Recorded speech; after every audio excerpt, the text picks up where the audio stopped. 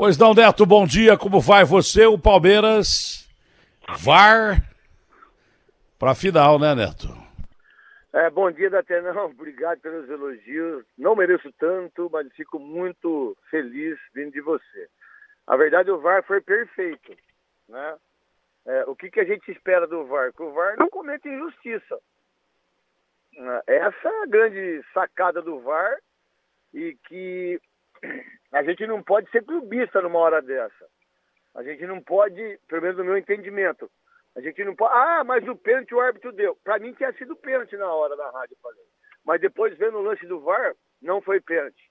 Para mim tinha sido gol na hora do Montiel, que foi um golaço. Mas eu não vi o impedimento do Borré. E o VAR viu. Né? No pênalti também, o Ksovic, acho que é a pronúncia, não sei se está certo, quando ele faz o pênalti no finalzinho do jogo, eu falei pênalti. Mas eu não tinha visto que ele tinha saído do impedimento. Os três lances foi corretíssimo em relação ao VAR. O grande problema do VAR é esse, né? Que muitas vezes determinados árbitros de VAR, eles não têm esse tipo de comportamento. E mais, a gente sempre colocou aqui, e eu também, que a Conmebol queria um argentino, infelizmente, por causa do falecimento do Maradona.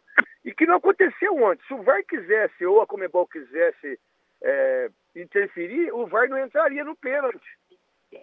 Que o menino cavou o pênalti, o Suárez. E ele driblou, mas eu e todo mundo na hora, porque ele estava para fazer o gol. Ele pula, ele cai, ele se joga. E não foi pênalti. Os três lances foi corretíssimo.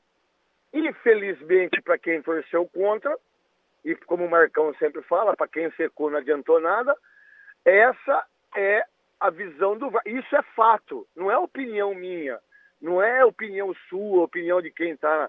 É fato, os três lances foram irregular. Sendo irregular, o VAR entrou e anulou os lances corretamente.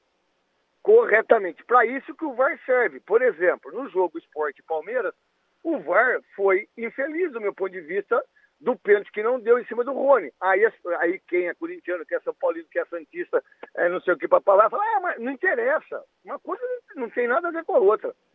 Né?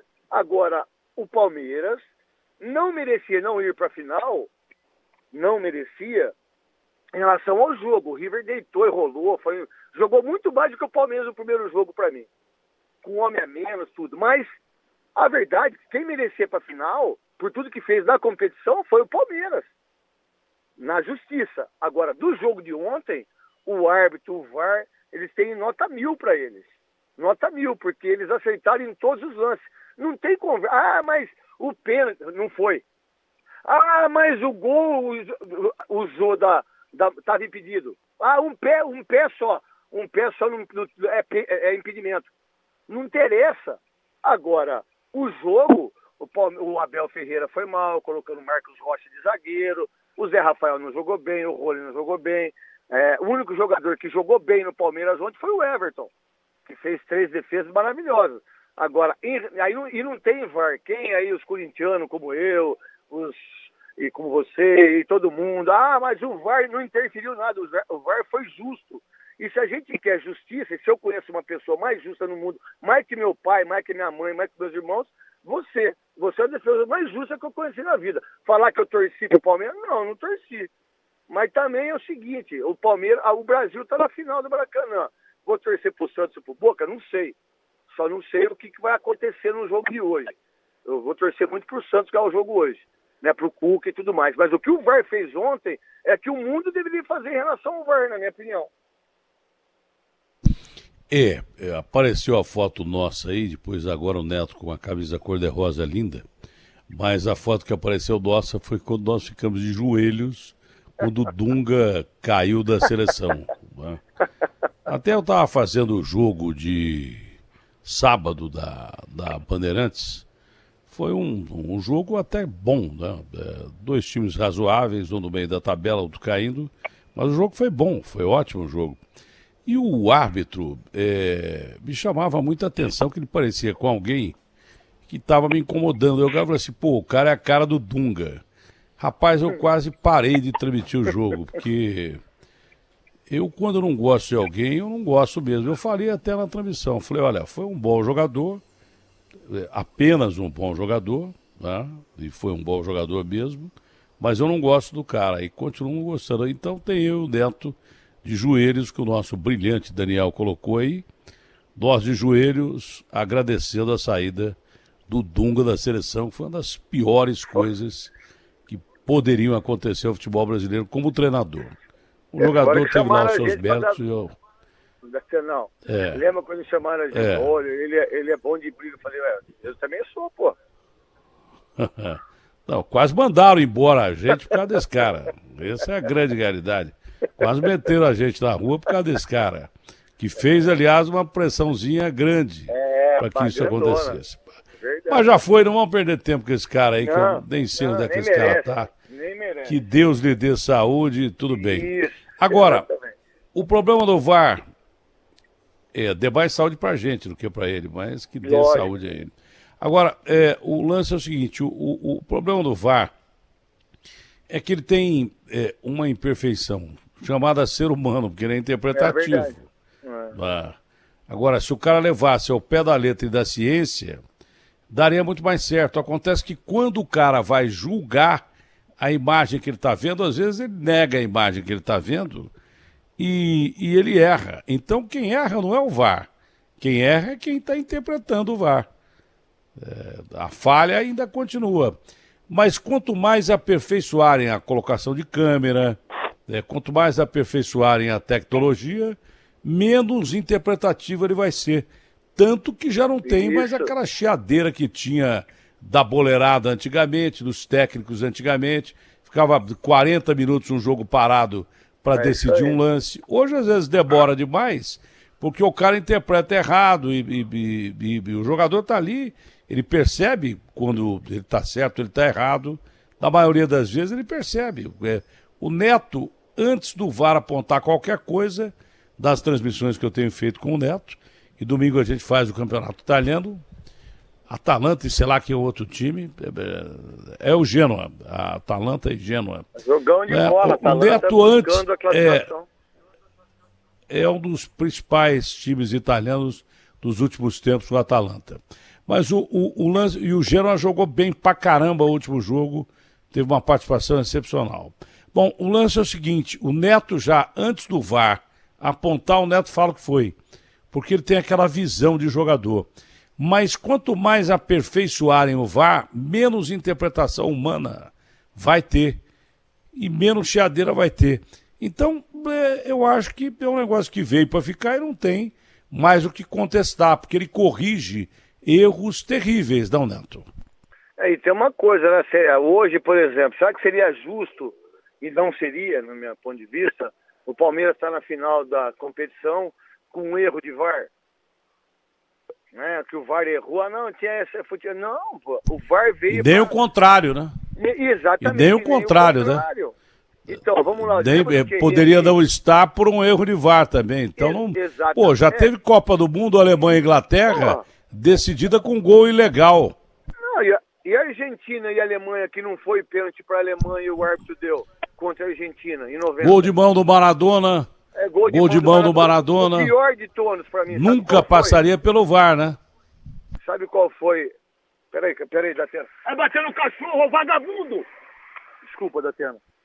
Calma. Eu ia bater no cara aqui agora, que ele tá batendo no cachorro, vagabundo. Tem ignorantes por aí. Vou bater no cachorro. Bom, Desculpa. Perdão. Mas tem cara ignorante que não vale nem a pena conversar. Como é que pode bater no cachorro? Desculpa, perdão, perdi a cabeça. Pode porque o cachorro é indefeso. Se fosse um pitbull, um cachorrão bravo, ele não fazia isso. Nossa, bom, vamos continuar. Aliás, tem o Ricardo. O Ricardo põe o... Não, foi ótimo, devia ter xingado o cara que ficava melhor ainda. Canalha, bater em bichinho. Canalha, vagabundo. Olha aqui. Põe aí o nosso WhatsApp para as pessoas já fazerem pergunta para o Neto. Hoje tem o Santos, né? E o Santos é dirigido pelo nosso irmão nosso amigo Cuca. Aliás, dicas de passagem, eu tive, e você teve também a mesma impressão, quando eu estava ali no camarim, que graças a Deus é lugar vizinho do seu, não é? E você fica escutando as minhas conversas ali com o copo através do drywall, não é? O lance é o seguinte, quando eu vi esse técnico português falar, eu fiquei maravilhado, porque eu vi, primeiro, humildade no cara, conhecimento de futebol e estudo, porque ele entendia mais do Palmeiras do que o cara que estava lá antes, que era o Luxemburgo. Está mais por dentro do Palmeiras antes de ter subido que o Luxemburgo. Então eu acho que esse técnico já fez história no futebol palmeirense e vai, se Deus quiser, continuar por um bom tempo aqui, porque ele é muito bom. Do outro lado tem o nosso amigo Cuca, que é um cara humilde, mas entende de futebol pra caramba. E hoje o Santos vai pegar nada mais, nada menos que o Boca, né? E com chance de ir à final, né, Neto? Olha, de que você está falando, você tem toda a razão. Olha só, o Rogério Ceni não saiu do Fortaleza, não é o ídolo, foi pro Flamengo, perdeu a Copa do Brasil e Libertadores. O que aconteceu com o Abel Ferreira, que saiu do PAOK, veio para cá, não conhecia o Palmeiras, está na final da Copa do Brasil e final da Libertadores. E ainda com chance de ganhar o Campeonato Brasileiro. E olha o que ele falou ontem, o Galhardo é melhor que eu, o time deles é melhor que o meu. Mas a gente tem que passar por essas situações para que a gente possa ter experiência, tá certo ele, mesmo ele tendo errado ontem em relação à escalação. E do Cuca, o Cuca não é o presidente do Santos, não é o treinador, o Cuca hoje é o centroavante, o Cuca hoje é o Rivaldo da Copa, é o Ronaldo Fenômeno, é o Romário, sabe? É o Messi, o Cuca hoje é o Cristiano Ronaldo, é o Lewandowski, o Cuca, o bom, né? O Cuca hoje é o cara que ele reconstruiu não só a forma de jogar, mas reconstruir as pessoas no Santos. O Santos é um time que deve muito, que tem muitos problemas e que ontem, por exemplo, o Palmeiras ganhou 33 milhões de reais para passar para a final. O Santos pode ganhar hoje mais 33 milhões também, o que vai ajudar muito o Santos. O Cuca ele reconstruiu as pessoas do Santos. Ele reconstruiu o Santos, os patrocinadores que não eram vistos. Olha quanto de dinheiro que o Cuca está dando para o Santos. 200 mil vezes mais do que ele ganha. Mas muito mais. O Cuca, por exemplo, está fazendo jogadores que eram desconhecidos poderem ser vendidos agora. A camisa do Santos, a história do Santos, poder ir para uma final onde o Santos já foi campeão do mundo contra o Milan, no próprio Maracanã. Olha o que o Cuca fez. Um time que estava devendo para todo mundo. E que deve, muito. Um time que arrecadou nos últimos 10 anos mais de 273 milhões de euros. Dá mais de 1 bilhão de reais. O Cuca veio depois de uma cirurgia no coração, Covid, a morte do sogro de Covid, infelizmente. O Cuca veio e retransformou o Santos. Nenhum treinador fez isso no Santos. O Cuca fez isso no Fluminense, fez isso no Atlético, fez isso no São Paulo, fez isso no Palmeiras. E o Cuca é da gente, cara. O Cuca é um cara extremamente maravilhoso, foi muito bom jogador. E ele conseguiu fazer o Santos e vai conseguir chegar na final. E mais, o mais importante, viu, Datenão? No começo, todos nós, 99% dos caras que acham que entendem futebol, que é o meu caso, né, achavam que o Santos ia brigar para não cair. E o Santos não vai cair. O Santos pode ser campeão da Libertadores. Tem roupa para essa festa, o Santos, o Neto, no seu ponto de vista? O Santos tem roupa para ir nessa festa, para ser campeão da Libertadores? O Santos, mas muita roupa, de terno, de gravata, e olha só, pro palmeirense que está escutando o Manhã Bandeirantes, vocês torça pro Boca, hein? Porque se for Palmeiras e Santos, dá o Santos. Mas se for Palmeiras e Boca, dá o Palmeiras, pra mim. Não pode se esquecer, se o Boca é um time tradicional, tem camisa e tal, o Santos, acho que dos times brasileiros que há aí, em competições internacionais, não tem pra ninguém, né? Não tem pra ninguém. Em competições internacionais, porque teve Pelé e um dos maiores times de todos os tempos, antes do Neymar já tinha o Santos, com Pelé e companhia limitada que deixava o mundo de joelhos, né? Vide o Milan aqui no Maracanã e outros grandes clubes que caíram diante do Santos, que tem uma camisa enorme. Isso pesa mesmo. E o Cuca é um cara tão humilde, né? Ele falou uma frase, eu vi hoje no UOL, ele disse uma frase que quer que os meninos joguem como veteranos. E ele tem competência para fazer isso, né, Neto? Para fazer a cabeça da molecada, né? E acho que é a maior virtude do Cuca, que eu acho que o futebol é muito igual, assim, em termos táticos, essas coisas todas. Acho que o futebol está muito medíocre em relação à parte técnica, mas o Cuca tem uma vantagem muito legal, assim, que eu acho fundamental. Acho que ele tem muito estilo do seu Enio Andrade, do Rubens Minelli, ele tem muito estilo, por exemplo, do Tele Santana. Ele consegue tirar de jogador nota 6, nota 9, vai para 9. Vai de jogador nota 4, vai para 7. Sabe? Ele consegue fazer com que jogadores que sejam medianos se tornem muito bons jogadores do nível melhor, jogadores que são muito fortes, né? Fisicamente, que ele consegue fazer isso na parte tática. Ele não precisa fazer o Soteldo driblar. Ele não precisa fazer um Caio Jorge, por exemplo, que é o menino, né, fazer gols, mas ele faz com que esses meninos, que para mim não são craques, né, desenvolver um futebol melhor na parte tática, emocional. Eu acho que vale muito a parte emocional hoje, né? Palmeiras não teve bem na parte emocional ontem no jogo. Eu acho que o Cuca é muito bom nisso, viu, Datena? E não é uma crítica, não, porque, por exemplo, o Gandhi, que foi um cara considerado até santo, é uma das maiores provas disso. Ele diz que a maior tarefa do ser humano é mudar a si mesmo. Ele era um cara que comia carne, ele era um cara que tinha defeitos que todos nós temos e tal, e ele foi mudando tanto, que ele chegou à simplicidade, usando apenas uma toga de linho. Com essa toga de linho, ele inspirou a Índia toda a usar roca de fiar, para não depender mais de tecido que vinha da Inglaterra, e se tornou vegetariano. Ele se dizia a própria prova de que o ser humano pode mudar. Tá? Então, isso não é uma crítica, não, séria. É uma colocação para, se o cara quiser ouvir, ele ouça. Se ele não quiser ouvir, também é problema dele, porque eu não sou pastor, eu não sou psicólogo, não sou nada, não sou padre, não sou nada disso. Eu sou um ser humano cheio de defeitos. Aliás, todos nós temos defeitos. O bom cara é o cara que reduz o máximo possível os defeitos que ele tem. Tá na Bíblia, né? O único ser perfeito é Deus. Não tem nenhum ser humano perfeito. Mas serve de exemplo para um cara que muita gente comenta, que é o Fernando Diniz. Para você ser líder de alguém, é por isso que eu nunca gostei de mandar em nada e nem ser líder de nada, porque eu sou um péssimo líder, porque eu tenho o mesmo pavio curto que tem o Fernando Diniz. Você não tem a dúvida. E é um erro grave. Então, o Cuca deveria o Fernando Diniz deveria se espelhar um pouco mais no Cuca, que é o exemplo claro de como ganha o jogador sem ser agressivo, sem precisar xingar. Quando ele precisa xingar, ele chama o cara no canto e não faz isso. No público faz, no privado. Era bom para o Fernando Diniz aprender um pouco disso, porque tática ele entende, não há dúvida que ele entende. Mas era bom para ele se aperfeiçoar nesse aspecto, né, Neto? E outra coisa também, né? Chamar a atenção, dar uma dura. No futebol tem muito xingamento, não tenha dúvida disso. Mas você vai xingar todo dia?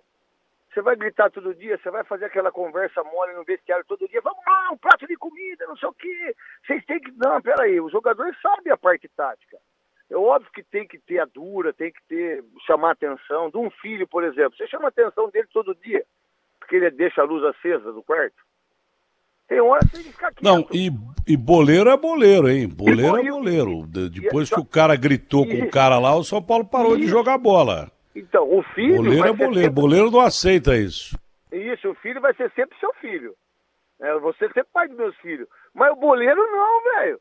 O boleiro, ele junta outro e fala assim, pelo amor de Deus, você viu que esse cara humilhou a gente? Vamos derrubar? Vamos! Como que a gente vai? Vai minando, vai minando. Mas chega uma hora, aí não ganhou nenhum título. Aí a hora que ele chegar, ele fala, mas peraí, não foi você que me xingou? Não foi você que me humilhou?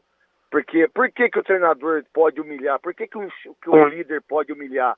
E aí ele não dá. Porque é isso, não pode, peraí, não é melhor falar, ô Tietê, vem cá, irmão, quem manda aqui sou eu, sai, você tá fora. Acabou, você não vai entrar pra jogar. Ele volta, mas tem uma coisa também que eu gostei do Diniz, viu, Datena? Ele pediu desculpa. As pessoas que pedem desculpa e que têm esse tipo de comportamento, eu já vejo que ele teve uma grandeza em relação Já foi legal. Já foi legal. Eu aprendi isso com você, pediu desculpa. Lembra que você falou pra mim do narrador? Pô, Neto, acabou. Não, acabou. Pediu desculpa, tudo bem, mas que não faça de novo, né? Porque a gente erra, mas os boleiro é igual prostituta. Olha, realmente o vestiário não perdoa. Quando o cara quer aparecer mais que o vestiário não perdoa mesmo. Por quê? Essa palavra vestiário começou a chegar no Brasil por causa do futebol espanhol, principalmente, que a gente tem acompanhado muito. Porque o vestiário do Barcelona é comandado pelo Messi, pelo Neymar, pelo Luis Suárez, mas o vestiário existe desde que existe o túnel, desde que existe o vestiário. Você acha que o Pelé quantas não vezes o Gerson me... vestiário? Não só isso, né? O Então. Gerson pedia... O Gerson me dizia que antigamente tinha a lousa, né? O cara ia lá e botava lá, botava com giz o que o time devia fazer. Depois o cara saía e deixava a boleirada conversar. Né? O Gerson falava assim, é brincadeira, esse cara não sabe nada. Aí pegava um apagador, apagava tudo que o cara fez e fazia assim, nós vamos jogar, é assim. É brincadeira, você pega isso aqui, aquele lá, e acabou. Então o vestiário sempre mandou em qualquer clube, independente do técnico que seja o técnico. Ou ele é muito bom tecnicamente, taticamente, e aí o jogador até suporta o cara, porque sabe que ele vai ajudar a ganhar campeonato, a ganhar jogo, e aí até suporta um cara que nem o Mourinho, que é um cara intragável, mas ele é bom treinador. Mas o cara percebe que ele vai ajudar a ganhar o dinheiro dele, o campeonato, então eles toleram o cara. Agora, quando o cara meia boca, ruim, senão o Fernando Diniz já tinha caído no São Paulo. Você não tem a dúvida. Se o jogador não sentisse que ele entendesse... Ele caiu em todos os clubes, Audax, Atlético Paranaense, e caiu no Fluminense. Mas demorou pra cair. É que o jogador percebe que o cara é bom, que entende de futebol, senão caía antes, senão não dura um jogo. Perde de 6-0, 2 jogos, acabou, o cara vai embora, vai pra rua.